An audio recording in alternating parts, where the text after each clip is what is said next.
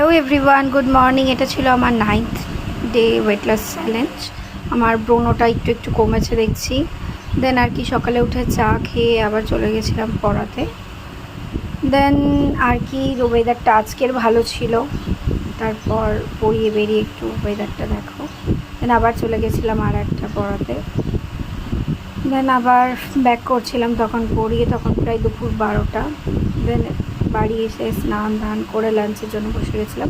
আমার শুধু লাঞ্চটাই খাওয়া হয় ঠিকঠাক করে, ব্রেকফাস্টটা আমার স্কিপ হয়ে যায় ডেলি। যাই হোক, তারপর আবার ঘুম থেকে উঠে চলে গেছিলাম আবার পড়াতে।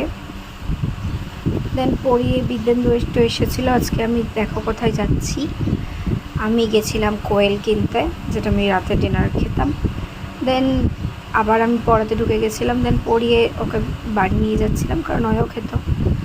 দেন আর কি, দেন আমি মিষ্টি নিতে এসেছিলাম। দেন বাড়ি এসে বিদ্যেন্দুকে